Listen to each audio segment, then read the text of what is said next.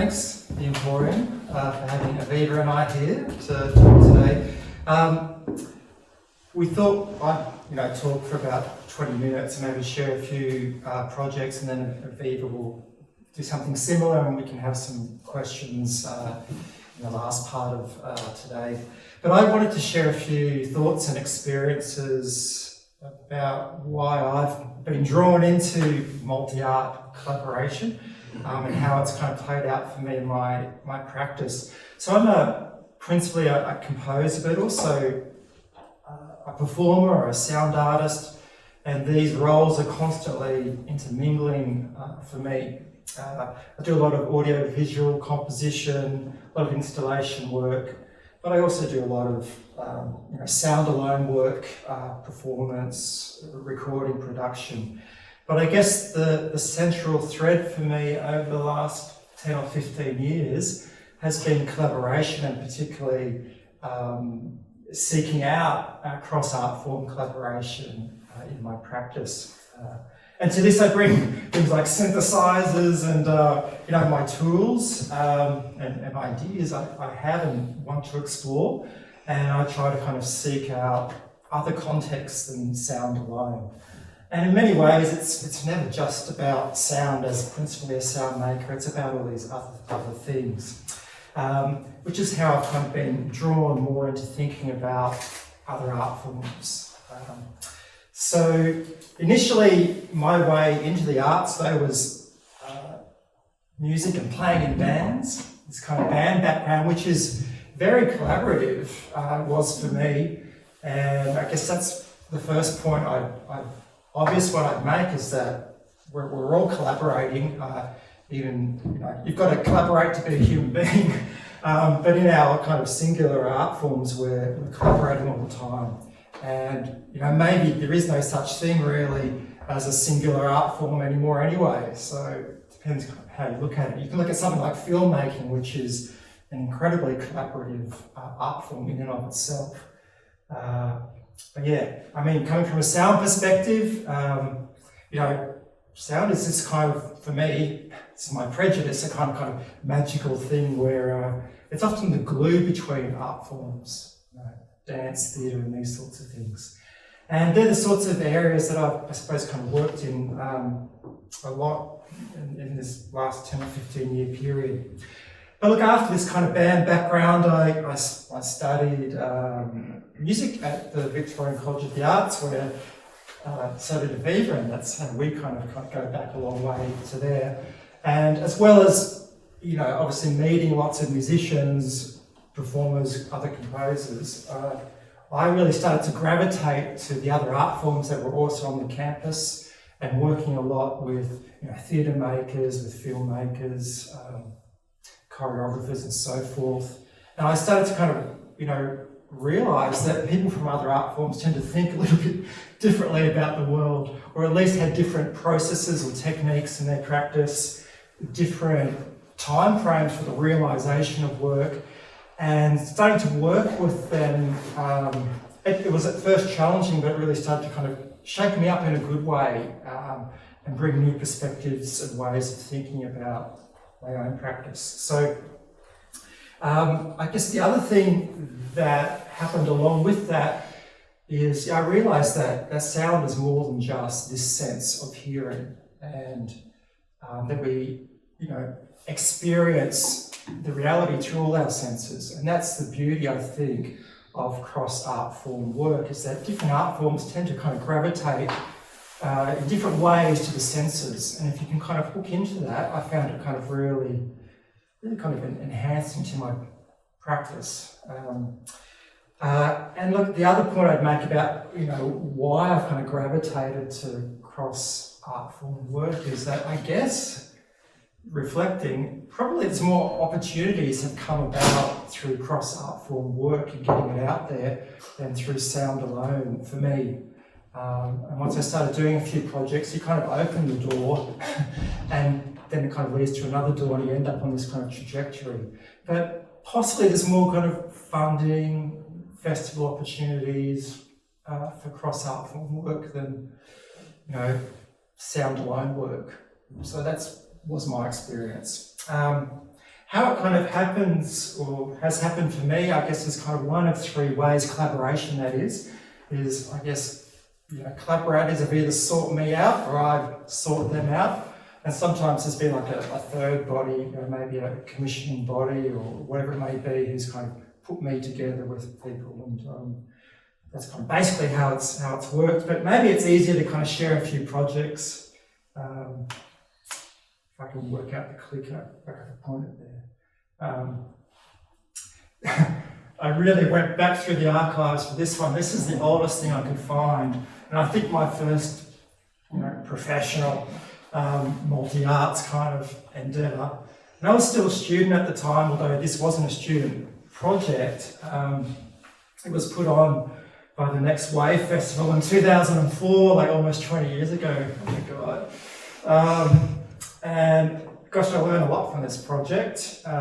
It was one of those scenarios where, someone, came to me, but that someone who was the creative director for this, and whose, initial idea it really was somebody I kind of knew. So this is a kind of recurring kind of pattern. You have to kind of build up these connections, and at some point they, So Jessie was a friend of a friend. I knew of her work as a visual artist. She knew of my work, and she approached me and said, "Would you like to be involved with this? Sounds intriguing," and I said yes. At the time, there was no funding. It wasn't part of the Next Wave Festival, but it then kind of got the funding, which kind of makes it kind of real in a way. But it was this kind of sprawling installation, I guess, we did in this gallery in Clifton Hill, in this kind of terrace house, and we kind of brought together these kind of different art forms of, costume design, sound, performance, theatre. There was even a kind of multimedia element, which was kind of a little bit novel for 2004. Where you could navigate this virtual house and go to these rooms and so forth. So I had these kind of few different artistic components, I guess, and it was a bit of a kind of investigation of domestic space and what that, what that kind of meant, what a function maybe of a living room might ideally be, this kind of place of communication and exchange, but maybe it had become this place of isolation and introversion. So we kind of played on these sorts of ideas. An old program I found, and a bit of a kind of a layout of this kind of gallery. So we really had to, it's this open plan gallery, we had to make these spaces in these different rooms, work out how it was going to work. And we had these performers in these kind of loops of domestic activity, and I composed a roomscape for each of these rooms, the living room, kitchen, and so forth. And that's kind of a little bit what it looked like, at least some of these kind of garments. And yeah, gives you a little bit of an idea there. I worked with the creative director, Jessie, around kind of key words, key colours, I guess, text, ideas really from other art forms and what that might mean in a sonic sense. And it pushed me towards doing lots of, I guess, what we call sampled field recording, captures of, domestic sounds and manipulating them to kind of create these roomscapes.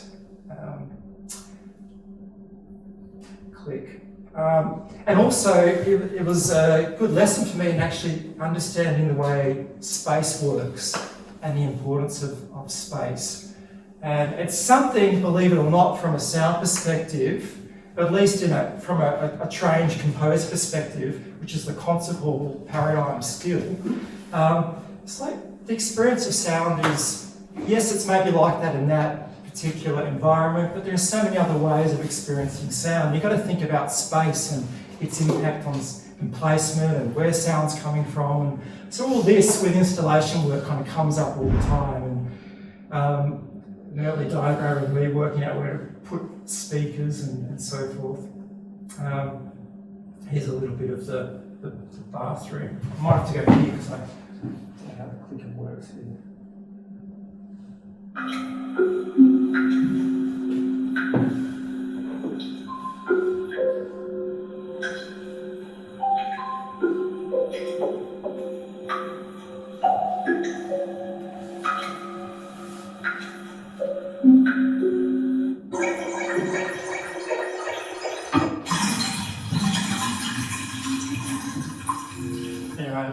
jumping through it there. Recorded lots of sounds of dripping and plumbing sounds and so forth. And so yeah, this is how each sort of room played out. Yeah, but kind of a lot of things that came up for me in that early collaboration I've kind of taken forward. One being this interest in immersive environments, the use of sampled sounds and the ways that I kind of carry that forward in my work. And this idea of kind of loops, asynchronous loops that often still comes out of my work, you know. And this piece, we have these kind of performers in these kind of loops of domestic activity and these asynchronous timed sound loops and just kind of coexisting, and it's something I kind of bring forward into my other work. But yeah, kind of a good way into it for me, multi-art collaboration, and of course it wasn't just collaboration with the creative director, it was with the other artistic people involved in the project. It was with the Next Wave Festival, so there's the whole kind of administrative, organisational side. They're all kind of creative relationships that, in a way, are kind of more complex, perhaps, with multi-arts kind of work. There's more things to navigate, but again, can be really rewarding. That project actually almost didn't happen because we originally wanted to do this in a display home in Carolyn Springs or somewhere, and we were going to kind of bust people out from central Melbourne, and, you know, they had this kind of, it sounds very student-y, doesn't it? And the Next Wave Festival went, no, we can't really do that. Okay, so we came up with an alternative. Anyway, look, there's an early project, and I won't talk much about this. This was a sound alone project, but I stuck it in here because it was an example of a project for me, because it was kind of an international project that had pretty high level risk. You know, we have choices in any kind of collaborative activity. You know, how risky do we want to go? And sometimes I will play it safe, and sometimes it's like, okay, I've got the time and space to take a bit of a risk or a chance here. This project was a risky one for me, pretty much self-funded, but in the end it came off. Almost came unstuck a few times. That's something always to keep in mind is when to kind of really put yourself out there, and expose yourself, and when to kind of play it safe. Some images there. I'll skip forward that one. This was a more local one, the pure poetry project. And this was an example of where the collaboration comes to you. That previous one, you know, in Denmark, I really pursued that. But this one, I got it was an email or something one day. Are you interested in this idea? Working with these regional Victorian poets, bringing sound and music together, and there'll be a performance in the audio room at the Art Gallery at Ballarat, and there was a commissioning fee attached to it, and I kind of went for it, and it kind of worked out as well. It was kind of a response-based collaboration in a way.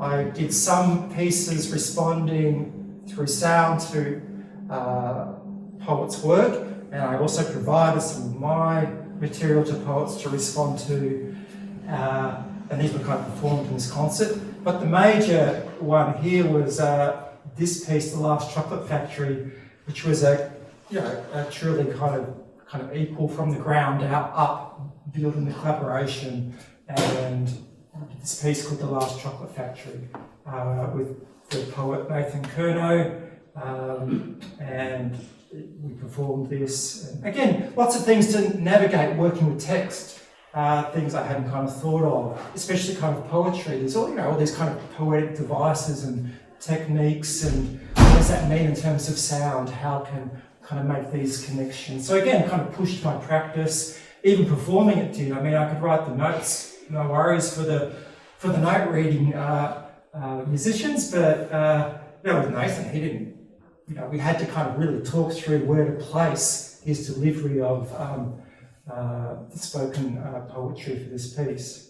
Anyway, so what I really wanted to do though, and I've got to kind of keep conscious of the time as I'll skip that one, is talk about, I suppose, what's been one of my longest and most rewarding kind of collaborative experiences is working with visual artist Paul Fletcher. And I thought I'd show one of our kind of early works called Cosmos. And I've come across, Paul and I were starting to put our own students together, his animation students and my interactive composition students together to collaborate, strangely enough. And I came across Paul's work, Cosmos, this visual work, and I immediately was kind of struck by it. And not just because I was aesthetically drawn to it, but I thought, there's things going on here that I'm exploring in an audio domain. And I'll show you a bit in the tick, but you can see from a bit of the image from it that it looked like there was this kind of planetary macro world of moving planets, but it also looked like the field looked like this microbiological world of interacting cells, and this is this kind of micro and macro thing going on. And I was exploring the same thing in my kind of audio alone work, and I just finished that audio piece where I've got all these kind of field recordings of trees and used contact mics to get the inner sound of trees and this sort of thing, and manipulated these recordings and got into the granular level of sound.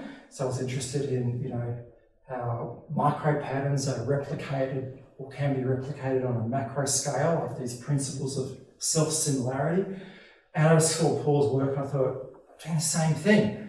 And I asked Paul, can I, have a go? Can I put something with your work? And he said, sure. And this is kind of what happened. Just put the two together. It wasn't really collaboration, it was just like curation, bang, and it kind of worked, I think. I'll play just a little bit of this.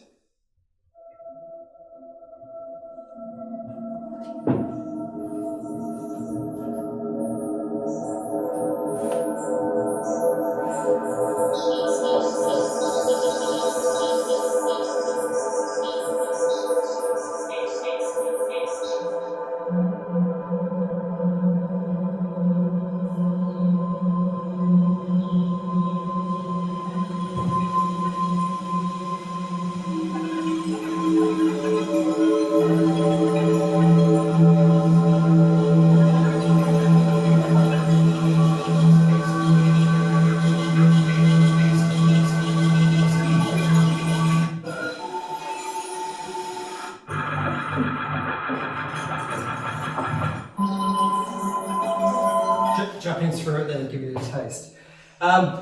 So from that point, that went to a number of international festivals, and we did versions of it for planetarium domes, which is kind of a great experience, kind of immersive, kind of more of a 3D environment. You can play with the space a lot more. The dome version, you'll see it looks a little bit different. It's kind of shaped differently and has it, even in 2D, a sense of depth. So we kind of explored a lot of this and started working together, and then started to kind of move into installation work and kind of a range of things. But I mentioned that early work because I think it's a good example that in our own singular practice, we're often exploring concepts, processes, ideas that somebody else in another discipline is also exploring. And if you can identify that and seek that out, it's a really kind of fertile ground for potential collaboration. And which is kind of what has happened with Paul and my work, our work. And it's the last thing I'll show. So many things I wanted to show, but there's only a little bit of time. So leapfrog forward with stuff Paul and I have done, I guess 7 or 8 years, and this is something we did for Conflux. The Conflux Bendigo Festival last year, and this came about because Paul and I were kind of experimenting with the electrical activity of plants and kind of harnessing that and what that might mean in terms of, sonifying it or turning it into kind of visuals. And we saw the call out for the Conflux Festival, expressions of interest, and we put one in with this idea for this installation, and thankfully it actually happened. But before it happened, there was a lot of kind of experimenting in Paul's shed over there on the right, kind of using this data from these sensors that we were getting from plants as MIDI information, and then sharing that in the visual and audio domain simultaneously, and just kind of navigating all that. That was kind of part of it. The other part, of course, is actually how we use the space. And so it's not just sound and visual material, it's the plants and where they were kind of orientated in the space. And Conflux are very good and kind of got us 50 or more of these amazing plants, and we had to kind of navigate the Capitol Theatre and where to put these things. And you don't know all of this stuff till the actual day that you install. It's like, you can't actually put plants there because people need to get access to this auditorium. It's like, yeah. So you're working a lot of things out quickly on the fly. But yeah, kind of, I guess the importance of space, and Paul and I bringing our individual art forms together, sound and visual, and hopefully when it works, hopefully the whole is greater than the sum of the parts. And for me, it's been about engaging these other senses and activating space in ways that work.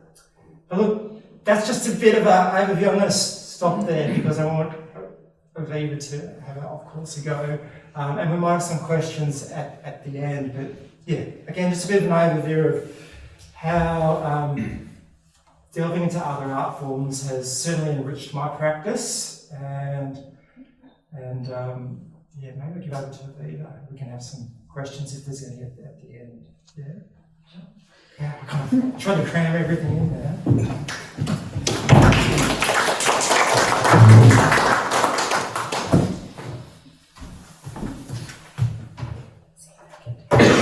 We're just going to change screens, laptops.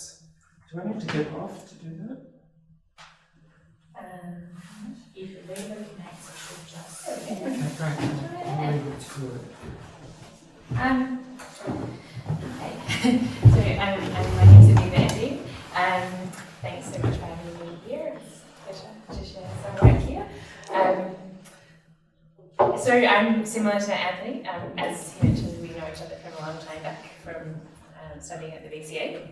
When I was there, I was studying as a clarinet player, pretty much within a kind of contemporary classical environment. And as I sort of progressed throughout that degree, I suppose I started getting more and more interested in the more contemporary and experimental end of the spectrum, and started improvising, and then started working more as a sound artist and composer. And I guess all of the work that I'll share today comes out of that growing outwards of my practice, which is something which I am really grateful for. And I think in terms of thinking about cross-art form practice and collaboration more broadly, I think something that just keeps me coming back to working in a collaborative way all the time is just the different ways of working that come out of meeting new people, and the different ways that come out of thinking about how your practice and particularly sound functions in different contexts, and something that I'm just always really excited about.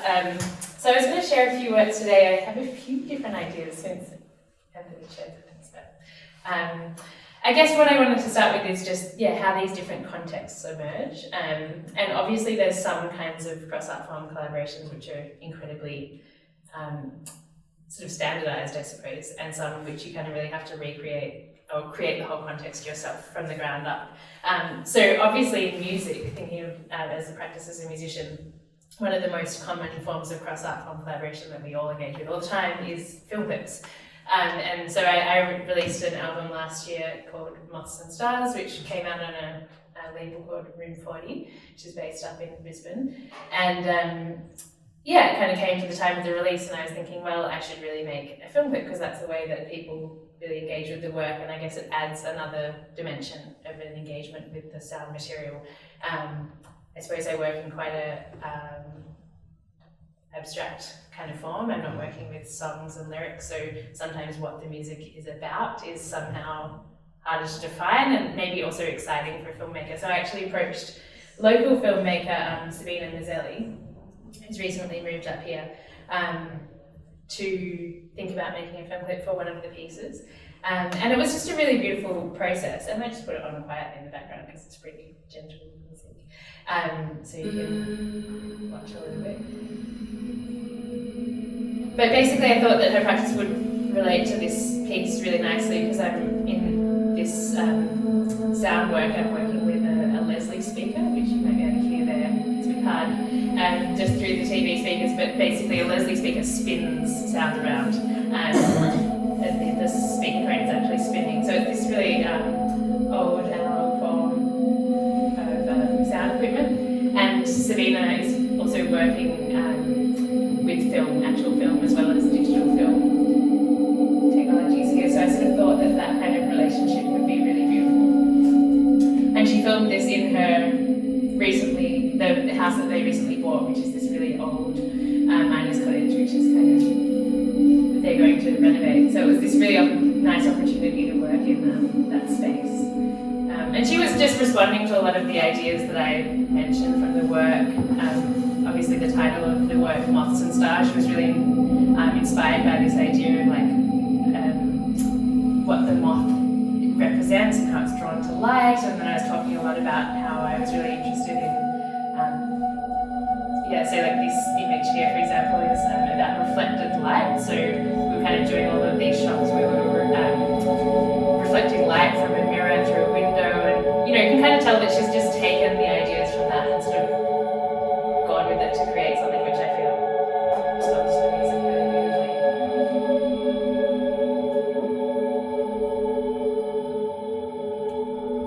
So I might move on from there. But so that's obviously like a very standard form of working with sound and film. And then the next thing I wanted to share with you is a project which is kind of the complete opposite of that. So it's a project that I created last year called Stranger. And I'll show you a little bit of a trailer about the work here. But basically the idea of this work was growing out of a practice that I had in creating participatory sound experiences. And I've sort of done this over a period of about 10 years. I've created quite a lot of works that are working with film, or that are working with children, or working with installation, and kind of trying to find ways to get groups of people who are not necessarily musicians to basically create sound, and not necessarily with any training in a particular instrument, but often taking more experimental approaches to sound making to kind of create something together.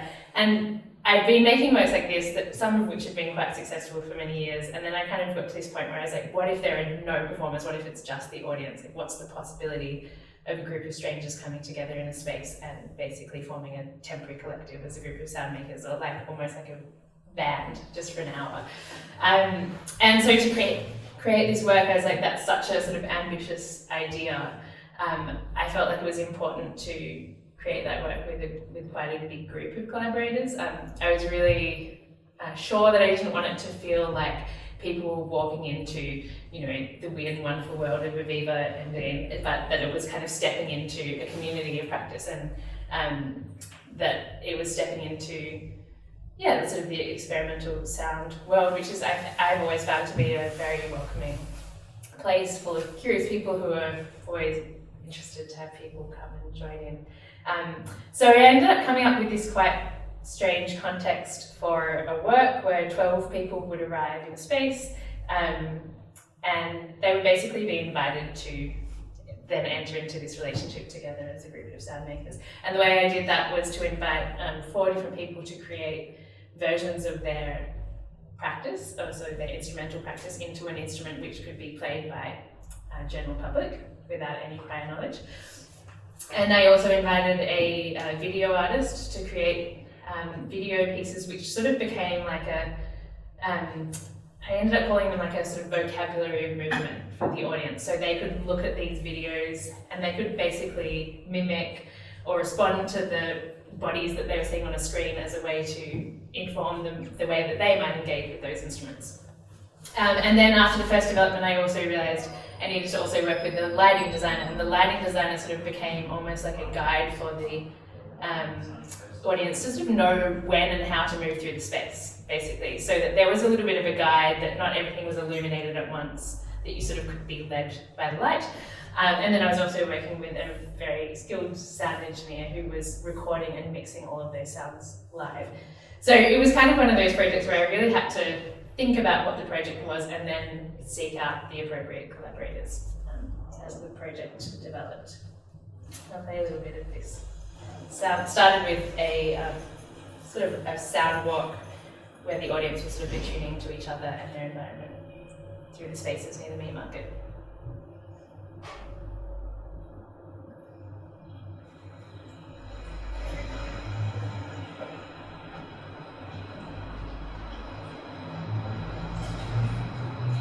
There was also a kind of cyclic form to the piece where each audience's soundings would be recorded and kind of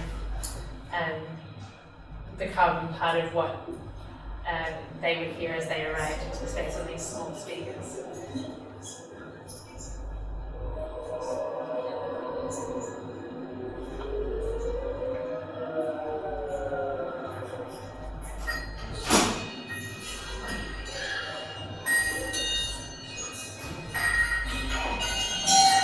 So this was an extension of Green's work, who works with record players as a kind of way of powering kinetic sculptures.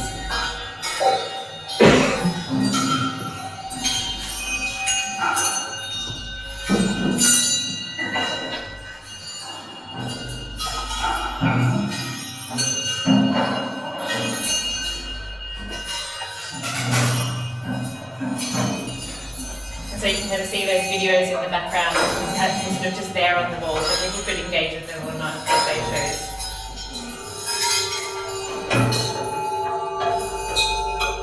So that's one of the video scores, let's say. And this is a work by Laura Altman, who's working with feedback, basically created by these speaker cones in relation to different vessels.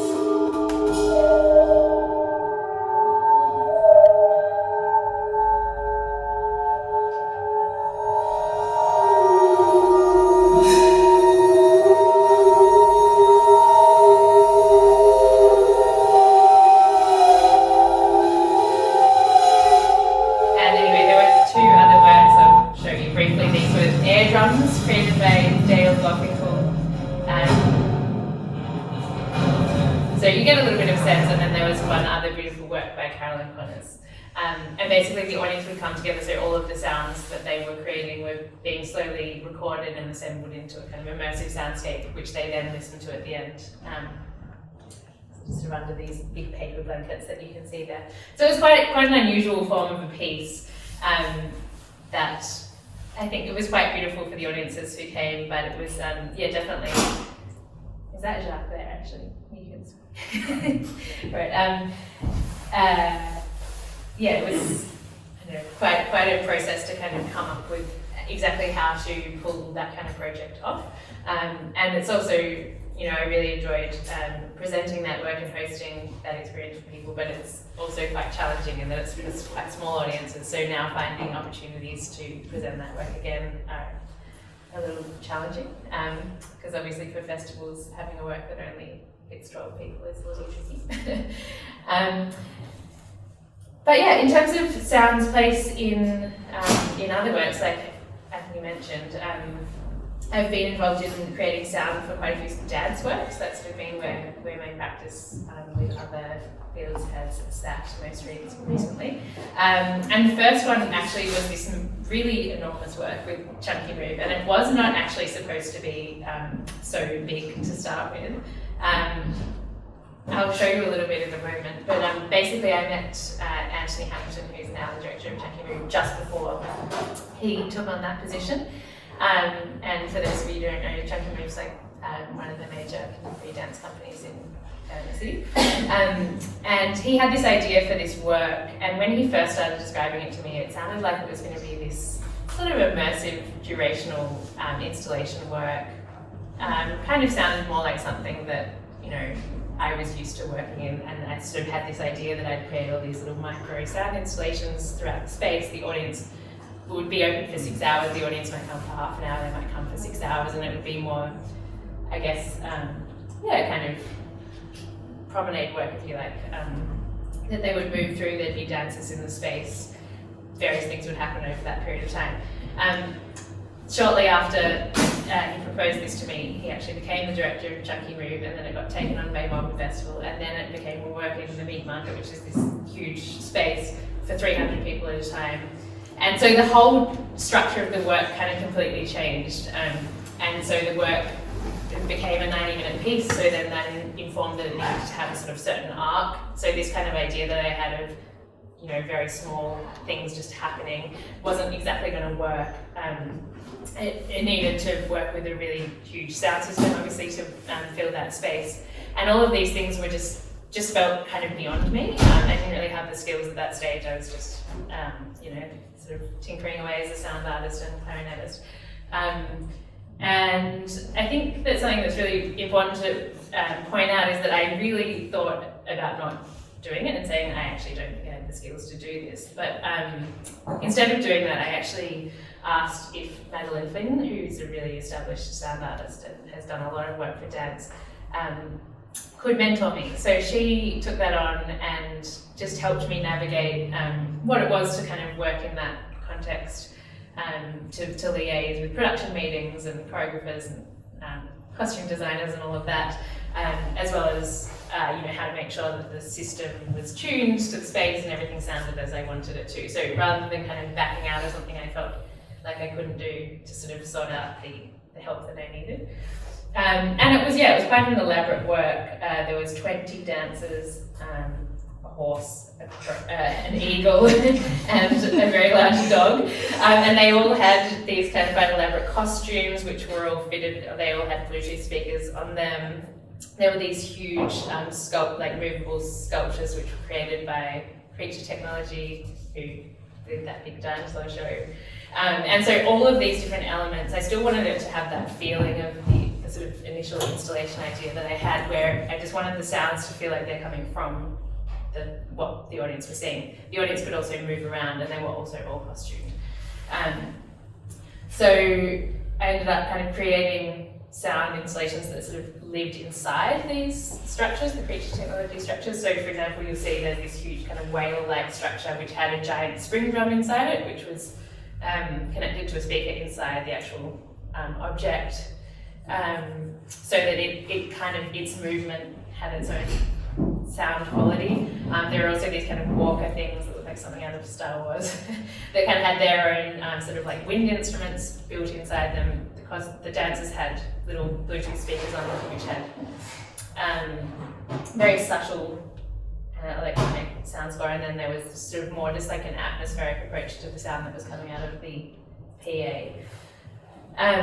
So it was quite complex and also very subtle. Like I didn't want it to feel like there was a soundtrack. I wanted it to feel like we were just walking into another environment. So I'll share a little bit of this work. It's not very high quality video, unfortunately. Oh, I sound.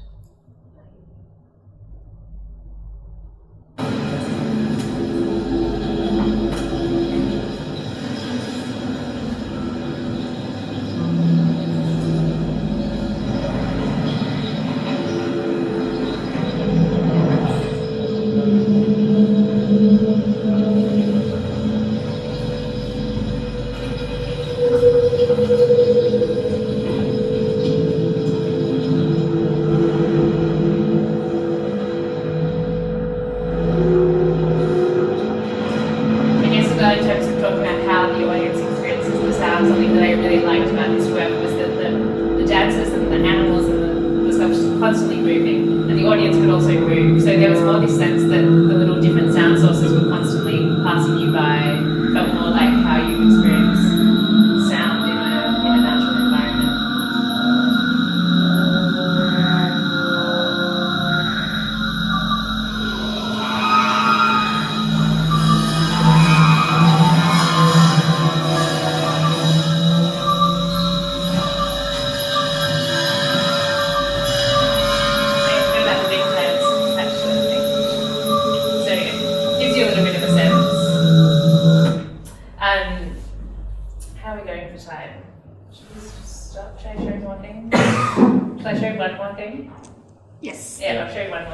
Then maybe I'll show a little bit of this work, which is another work I did with the dancer, but this time was also then again quite different. I like completely changing everything every time I do a project so that I have to learn more things. Basically this work was called Slip. It was with Rebecca Jensen, so solo dancer, and me.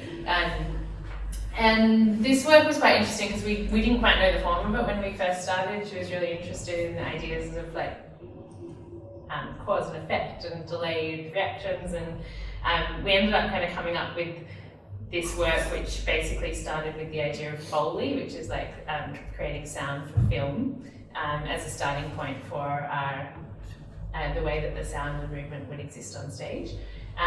So it was kind of almost like I was a live Foley artist, which is not how Foley would usually happen. Foley would usually happen in a specific sound studio with screen, but it's kind of like I was creating Foley for her live performance on stage and kind of playing with these ideas of how the sound is kind of coupled and decoupled and how those relationships slip apart.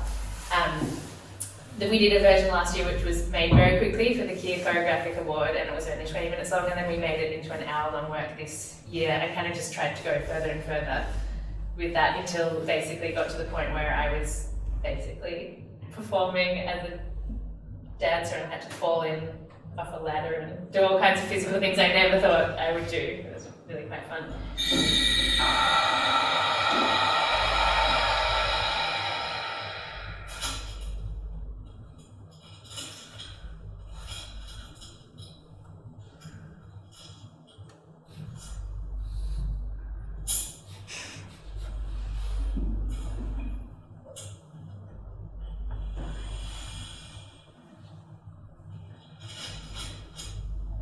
Strangely put together video.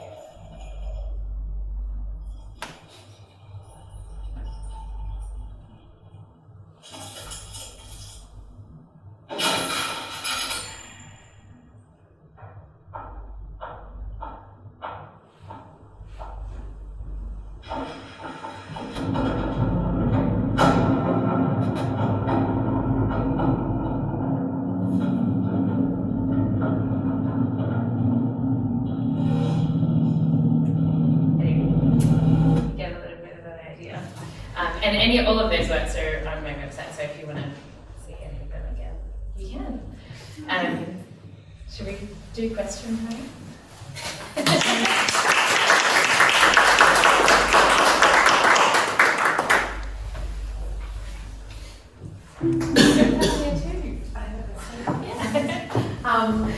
How do you go with decision making? Because obviously they're two different artistics, so whether you're working with an artist or a visual artist or a dancer. How do you go with decision making if you feel quite strongly about something not crossing over into each other's path? How do you decide on big things? Like for instance with the dancer, if you're thinking this is the climactic part of the sound, is there any time where you're like, is that, you know, the choices, you make that choice? Like how do you go with those? And has there been a time when you've really felt strongly about something and just let it go because it's their artistic choice? Like how do you decide? It's a really good question. That's a good question. Yeah. I think it plays out differently every time. I mean, you always try to negotiate it. Basically, you're talking about if there's kind of almost like a disagreement in terms of I think that what's quite interesting in cross-platform work is that, in collaboration, I think we can kind of have this sense that collaboration means like kind of totally equal say in everything, and then it's all kind of, I don't know, some kind of socialist ideal or something. But actually, that's kind of rarely the case, and particularly when you're working in like other art forms, like for example, if you're working with dance, I think that there's generally quite a kind of understood sort of structure where the choreographer or the artistic director is sort of making the main decisions, the overarching decisions about what is in and what is out, and then they're working with a team of collaborators and you're all offering a lot. But at the end of the day, they're going to make the call about exactly what form the work is going to take. And yeah, you can definitely stand up for yourself as a sound artist to say, I think this is really important. But at the end of the day, they're probably going to make the decision about the structure of the work, for example. So it was interesting actually for me working on Slip because we'd actually worked together briefly the year before, Rebecca and I, and we really have a lot of shared interests, and I really love her work and she really loves my work, but we have really different, I would say what I discovered through doing Slip is that we have a very different sense of time, and I think that that's quite common between art and music and performance, is that the sense of duration is very, very different. Like I'm quite happy to sit in a very similar sound space for like long periods of time. And that's often quite different for performance. So Beck almost described her sense of time as kind of more like an Instagram feed. Like she was just constantly wanting something new to happen all the time. And that was really challenging for me because it's just so against my ingrained aesthetic preference. But it was really interesting as well. I think I learned a lot from that. Good answer. Well, I mean, but it goes the other way as well. Like, for example, with Stranger, that was a work that I initiated. So, when I was working with the video artist, for example, to make those videos you saw on the wall, I was the one making the final decisions about what should or shouldn't be in them, even though she'd filmed the material. Because I sort of knew how I wanted it to function in the work. So I think sometimes it is useful to have that person who's kind of got the driving force and the vision behind the work, and to trust them. At the end of the day, you probably shouldn't be working with someone who you don't trust, and I think trust comes into it a lot when you're working across art form. Definitely heard of some horror stories with sound artists who, are getting asked to do something it's just not quite enough like this, and then I was talking about this with a friend actually at Hobart the other day, and he got halfway through a process and realised that the person had never listened to his music. And you kind of go, why did you ask me to do the sound of your film? So I think it has to come from a point of a genuine, interest in each other's work. You can't really fake that. I think trust is, so the right word. You've got to kind of trust the other person even when you feel a bit uncomfortable. And sometimes, you have to kind of try to nudge things certain ways that you think are the right ways, but also kind of give over sometimes to other people and their skill set when it comes to other art forms. So it's kind of reminded me of a horror story I had once. So it was kind of a commercial project. This is a strange one. The Australian synchronised swimming coach, this is a few Olympics back, came to me and said, can you write something like, Venus for the synchronised swimming thing, and she was going to Canberra the next day, and then they were flying out. I think it was the Beijing Olympics, and I'll give it a go. And she turned up and played Venus, which I kind of knew, and on the spot trying to kind of replicate Venus, but obviously it needs to be not Venus because copyright, and she had in her mind it's got to be Venus, and she just kind of sat there, and it turns out she was this kind of they had a Russian synchronized swimming coach, and she was just kind of at me, and I just couldn't get what she wanted, and she wasn't kind of willing to take everything I was kind of offering. It was kind of very kind of fixed in what she wanted. That didn't work. Example, sometimes it just doesn't work. I think sometimes processes that I find work a lot better, and this is because I've actually done a second project now with Anthony on a Chunky Move, and something that I love about his process is that he starts from a place of play, really. So the first few weeks, or probably the first month, is kind of just coming into the studio and just offering things. So I'd just be coming in with different instrument or some different sounds that I'd made, and then they'd just improvise with it with the dancers, and we'd try putting things together and seeing what they were. So it's like he might be making the decisions in the end about which scenes are in or out, but those scenes have kind of come into existence through something which I had offered from the ground up. So in that way it feels more like you're not just being told what to do, but yeah, it's kind of coming from you. I've got two questions. Sorry. What's for you guys? What's the biggest personal benefit you found from collaborating, going through the process of collaborating with other creatives? And what's your top tips for people creatives who feel that they want to get into doing more collaborative work, who are maybe just doing their own thing but think, I'd love to work with other creatives?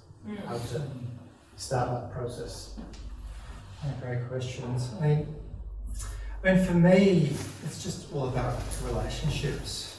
It's just another kind of relationship. And again, for me, I'd rather work with somebody I connect to on a, I suppose, kind of personal level. Yes, an artistic level, but yeah, that kind of comes first for me, and the kind of shared values in that space kind of flow through to usually the kind of work. So, and I think also kind of coming back to what I was saying before, I completely agree with Anthony, but if you have someone whose work that you really love, like say for example you're working in this space and you see that somebody's creating really amazing animation or something and you're really inspired by that, to approach them and say like, I love what you're doing, you know, as a starting point, that's where it comes from. And that you can, you know, if you can see how your work would intersect with that. Or vice versa, if you have an idea for a project, like this is something that I'm working on right now, I have an idea for a project I really want to do with the band that I'm working with. And then it was just this process of going, okay, we need a really great video artist to do this, like a really super incredible one. And then just thinking through all the people that you know and just going, who could actually do this really, really well? And sometimes, like in this particular case, I sort of aimed higher. Like I approached someone who I know a little bit, but you know is really extraordinary, and I didn't think that they'd be interested in working with us, but actually they are, and they like the music, and yeah, sometimes not limiting yourself in that way as well. Like if there's someone that you really love their work, then you know it's always nice to just tell them, and that's often a good place to start, I think. Yeah. For sure. And it can be scary, you know, approaching somebody you think, you know, you have that kind of fear of rejection or something. But you'd be surprised. People are often, you approach people who you think are kind of high up or somehow kind of beyond you, but they're often kind of really kind of flattered that you're interested in their work and want to work with them. And particularly if you have an idea, because I know for myself, as an artist, like if somebody comes to me with an idea that is really going to inspire something new for me in my practice, then that's a really good reason to work on it. If somebody just comes to you and goes, you know, do you want to just hang out and see what happens? You might do that if you know them really well and you know you're going to have a good time in the process, but it's always nice to sort of, you know, for example, I've had similar things with kind of commissioning call-outs when someone has, you know, like a grant or something, but they ask for something quite specific. In the, you know, we're looking for a work that engages with, you know, environments and sound, whatever it is. And you kind of go, it sparks something in you where you kind of go, oh, I know what I'd do for that. And it's sort of similar if somebody approaches you and says like, oh, I really want to make a work that's, you know, looking at whatever. I'm coming up with terrible examples. I should stop coming up with examples. But, you know, say someone came to you and was like, oh, I have synesthesia and I really want to like work with you as somebody who has a really detailed, specific kind of sound art practice with this other lighting artist, and I really want to see how that's going to come together. It's a pretty blank example. But then that's kind of exciting because you kind of might think, oh, well, I've never done something like that before, so you know, I'm going to learn something out of that as well. There's a curiosity, isn't there? I know, I kind of see it in your practice, you know, this kind of exploring and being open to new ideas, but also bringing the things you've learned along to those kind of new experiences. Kind of comes across kind of really strongly. Just curious about what your experiences are with budgeting projects, and just it sounds like there's quite a variety. Anthony, you mentioned taking risks. I was wondering, is that a financial risk or an artistic risk? That one I mentioned was, Yeah. yeah. And then just, yeah, what? Yeah, there's different kinds of risks, right? There's financial risks, there's time frame risks. Is this actually kind of possible in the time frame that this is meant to happen? And what else is going on in my life right now? And how stressed out am I going to be trying to kind of juggle all this? So there's the, is this project even going to work? That's right. The risk as well. That's right. I definitely went through that with Stranger, the project I showed with the collective sound making. There was definitely a process after the first creative development where I was like, why did I think this was a good idea? This is a terrible idea. This won't work. And then actually having to push through it because I'd received funding for it, and sometimes that's a really nice endorsement of the idea that, well, a panel of people decided that you can do this, so you just got to stick at it until you figure out how it's going to work. That's right. You just got to adapt sometimes, don't you, to the circumstances, whether it's financial or otherwise. But budgeting is tricky, and I think that something that I've definitely learned is that there are like auspicing bodies. I think when you're working on projects of scale, which is usually most cross-disciplinary projects, and you might have funding from like multiple sources. So for example, with Stranger, I had funding from City of Melbourne, Creative Victoria and Australia Council over the process of the whole development and presentation. And it would have been too much for me. Like, I'm not an accountant, and it was really handy for me to be able to get that money given to a company called Auspicious Arts. There's probably other ones around, but that's really handy just also from a personal sort of tax perspective, because you're getting these kind of lump sums of money which aren't really your money, so that you're just getting paid a fee when you've done the work, and they're paying and contracting all of the other artists. I think it's really worthwhile because it then means that they're able to pay people like superannuation and work cover and all of those kinds of things.